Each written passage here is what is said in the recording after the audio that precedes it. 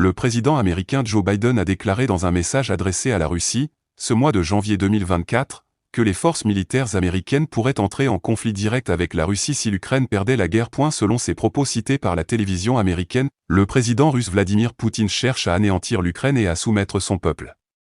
Il faut l'arrêter, a-t-il dit. Ceci vient après les nouvelles frappes aériennes russes contre l'Ukraine, ciblant les installations militaires ukrainiennes dans le sud, l'ouest et l'est du pays, causant de lourds dégâts sur plusieurs sites. Les frappes aériennes de la Russie ont eu lieu alors que le Congrès américain est toujours dans l'impasse quant à la poursuite du soutien militaire à Kiev dans le cadre de la guerre par procuration menée par les États-Unis et les pays occidentaux contre les troupes russes dans le Donbass, qui entrera dans sa 3e année à la fin du mois de février 2024.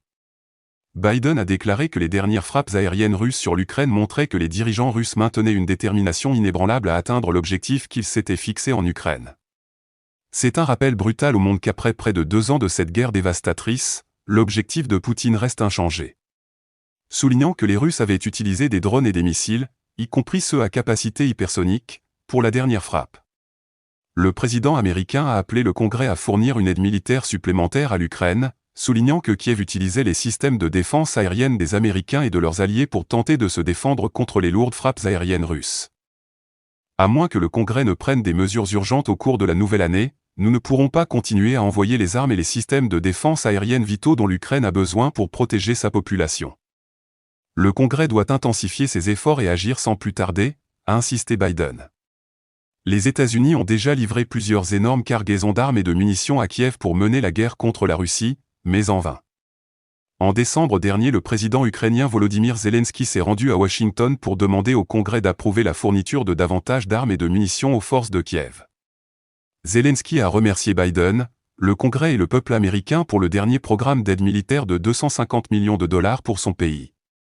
Des missiles et composants de défense aérienne supplémentaires, des armes anti-chars, des munitions, des équipements de déminage et d'autres équipements couvriront les besoins les plus urgents de l'Ukraine, a déclaré Zelensky dans un communiqué publié sur X. Zelensky a rappelé que Washington avait fourni à Kiev 34 paquets d'aide militaire d'une valeur de plus de 24 milliards de dollars en 2023. Il a ajouté que ces paquets comprenaient des systèmes de défense aérienne Patriot, des chars Abrams, des véhicules blindés, des systèmes de missiles tactiques ATACMS, des obus d'artillerie, ainsi que des équipements de déminage et autres équipements militaires. Le président ukrainien a également souligné qu'une décision historique avait été prise de fournir à l'Ukraine des avions de combat F-16 et que l'Ukraine serait toujours reconnaissante pour tout ce soutien, a-t-il affirmé à la presse. Depuis le début de la guerre, les États-Unis ont dirigé une coalition occidentale qui a envoyé des dizaines de milliards de dollars d'armes et de munitions à Kiev.